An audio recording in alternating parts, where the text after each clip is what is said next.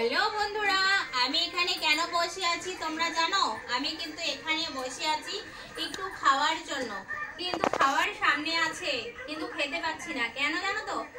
আমার তো দুটো মেয়ে, ডাকছি ওদেরকে। দেখো ভাত বেড়ে, দেখো আমি কি রান্না করেছি। সকালবেলার খাবার বাসি ভাতের পকোড়া রয়েছে, এটা আমার, আমি দুটো পকোড়া খাবো, আর এগুলো আমার মেয়েদের।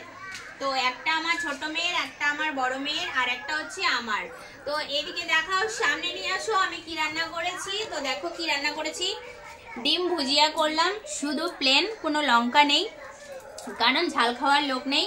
আর হচ্ছে এটা হচ্ছে বাসি ভাতের পকোড়া। এই দেখো বাসি ভাতের পকোড়া বানিয়েছি আর ডিম ভুজিয়া।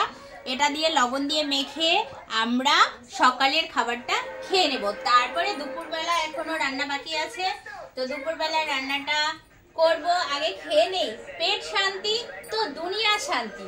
পেট শান্তি না হলে মাইন্ড ফ্রেশ হবে না। তো সবার আগে খেতে হবে, সুস্থ থাকতে হবে, তারপরে বাদবাকি কাজ করতে হবে। আমি যদি খাবারটা না খাই তাহলে আমি কাজ করব কি করে? তো তাড়াতাড়ি প্রাচী, প্রাপ্তি, ঝটপট চলে এসো। আমি কিন্তু নিয়ে বসে রয়েছি, ওরা না এলে আমি খেতে পাচ্ছি না।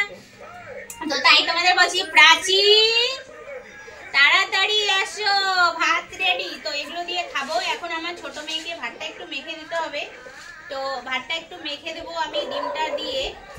আমার ছোট মেয়ে চলে এসেছে, আমার ছোট মেয়েকে ভাতটা মেখে দেবো, অল্পটা মেখে দেই, ঠিক আছে? তো আমার ছোট মেয়েকে ভাত মেখে দিলাম। তোমরা যদি কেউ খেতে চাও অবশ্যই চলে আসতে পারো, খাবার কিন্তু একদম রেডি। আমার কিন্তু প্রচন্ড খিদে পেয়েছে, তো আমার মেয়ে চলে গেল, দেখো আমার সাথে খাবে না।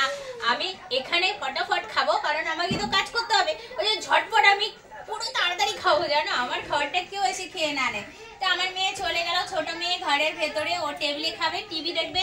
এবার বড় মেয়ে আসবে, জানি না ও কি করবে। আমার মনে হয় ও টেবিলে নিয়ে যাবে, কারণ ওরা টিভি দেখতে দেখতে খাবে। আমার মতো তো আর ওদের টেনশন নেই, আমার তো টেনশন। খাওয়া দাওয়া করে ঝটপট আমি রান্নাঘরে রান্না করব। তো চলো আমার মেয়ে আসুক, আমি একটু খেয়ে রেখে